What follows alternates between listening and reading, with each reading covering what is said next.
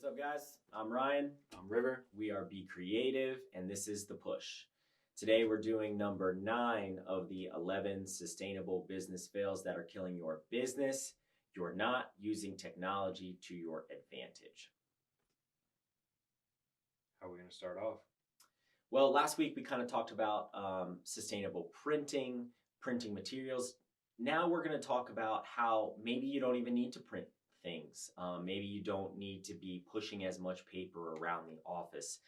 For most people, you know this and you're using these tools, but these are for kind of maybe some of the older businesses out there that haven't really updated their systems, haven't really taken the time to dive into some of the new technologies out there.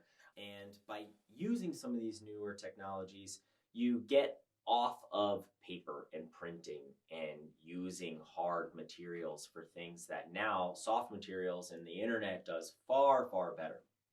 So the things that I'm sure 95% of you guys are using are Google Drive, Google Sheets, Dropbox, Evernote.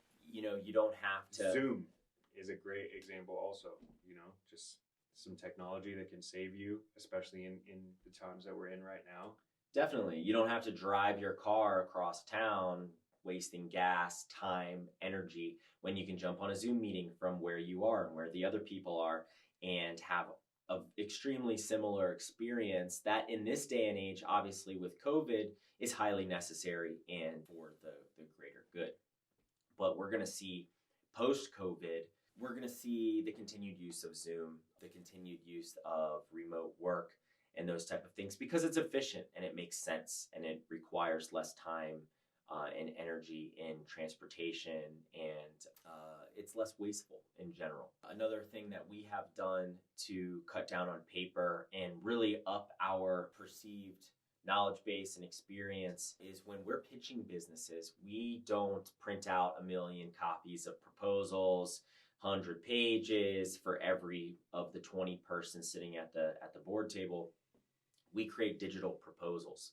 So we have a proposal template that we use where we go through and it's password protected and we build the whole outline, all of the tasks and procedures and schedules of an upcoming project, as well as pricing down at the bottom. And we build it all into a nice, cool little website that can be viewed mobile, on your laptop, on your tablet. And our customers really, really like it. Yeah. This is HTML, JavaScript, if I'm not mistaken, right? Yeah, we created it with Webflow. So with a nice user interface, with a nice tool to create an user interface, you don't really need to be a coder to even create the tool. You can use whatever platform you are using. Webflow is a great one if you haven't heard of it. But this saves us on data too, right? Like we have less, we're taking up less storage because we're not making a 50 megabyte or gigabyte PDF that then gets edited 50 times over the course of time. We just make this essentially compressed, super fast, super small website that is the proposal. And then when you can print, we actually do it in a dark theme, right, to reduce energy consumption. And then when you print it and it removes the background from it, so it comes out in black and white. So if you did need to print for whatever reason, we've reduced the amount of ink and the amount of paper that you need for that. Totally. White background, black text for the printable PDF, if that is a requirement. But we also send a note with the digital proposal that tells them why we send them a digital proposal. And most of the companies that we work with are sustainably minded and they really appreciate it. They haven't even thought about it. Man, it cuts down on thousands of pieces of paper every single time that we submit a proposal. You know, these things, they can be 100 pages. And when you have 10 people sitting at the table who need a copy, that's 1,000 pieces of paper right there, all that ink. So not to mention if you shipped those proposals somewhere, all the wasted transportation energy to get those, it's really, really, really unnecessary and it's antiquated. So digital signatures are cool. Yeah, totally. Absolutely. So that's just one really cool thing that we have found a lot of success with. We've won bids on certain proposals using these. We've won a lot of them. And a lot of times people are like, man, like when everyone else sends in a paper binder and you sent in your website, you go straight to the top of the list. So it just shows thoughtfulness and modern experience. So that's a pretty cool one. Some other things possibly that can help, just little technologies, as far as, when we were in the office, when we were doing things in the office, you drive by downtown, you drive by inner city at nighttime, you see all these buildings with all the lights still on, but no one's in there, right? And so like simple tech tools like lighting timers that can shut down everything in the office based on a set time, right? And then it turns everything back on at 6 in the morning when people start coming into the office. Now, this is something that has reduced your overall energy consumption and saved you money on one part of it. So there's a lot of little things out there too that not necessarily integrated into the computer that can be technology that helps your business thrive too. And maybe you're not in a skyscraper downtown, maybe you're a vegan ice cream shop, but this just ensures that the human that closes the store at 9 p.m. on a Tuesday, there's human error. Maybe she forgets to turn the lights off or leaves the sign on open. Or they leave the sign on or something like that. And then you have the security measure that comes in and ensures that you're not spending more money than necessary on energy consumption. Sure. And that's just lighting. I mean, if you translate that to your air conditioning and heating unit, that's hundreds and potentially thousands of dollars right there. So yeah, it's cool. There's tools popping up left and right every day. So it's good to kind of check in every few months and see what's out there. One thing that I've adopted recently in my own personal life has been I journal on my iPad.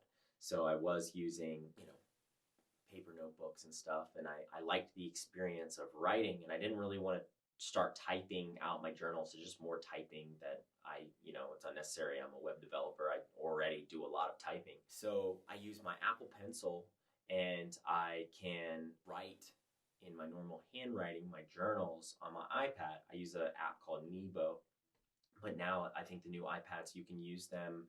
The new iOS, you can write in your Apple Notes or really any of the programs. I can write www.b.creativ.org in the address bar in my handwriting, and it flips it to type.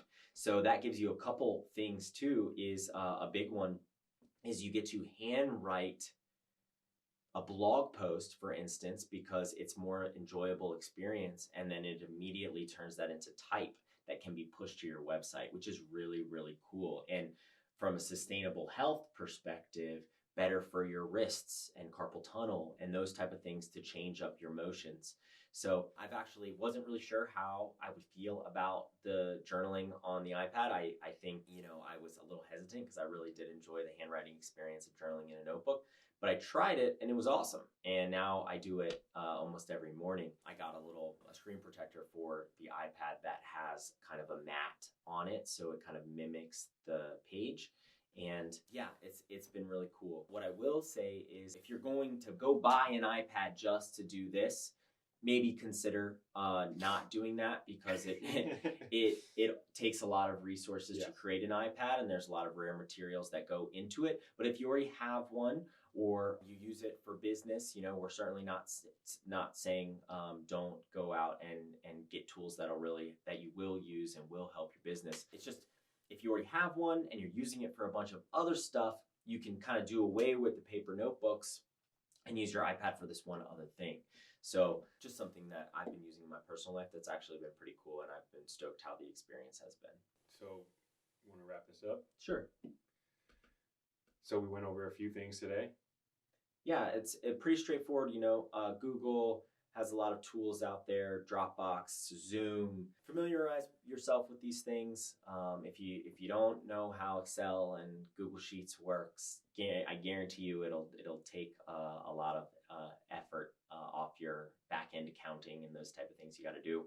One other thing I want to say before we close up, if you are using Google Drive and using these type of things, go through and clear out your stockpiles of information and data every once in a while. That is a sustainable action that you can take in using these tools. It does take energy and data to store files. So if you can clear stuff out, it's a good practice and will save energy. And it's a good spiritual practice as well to detach from a million old photos that you never go through. So yeah, check in, see what you can do. If you have any specific questions or specific need that you think technology can meet and you're not sure which way to go, hit us up. We're more than open to share those with you. If you need sustainable brand design, websites, check out b.creativ.org. We're always here to help. And if you want sustainable visuals and video for your business at scale to really raise the megaphone to what you're doing to the world, check out contentjaguar.com.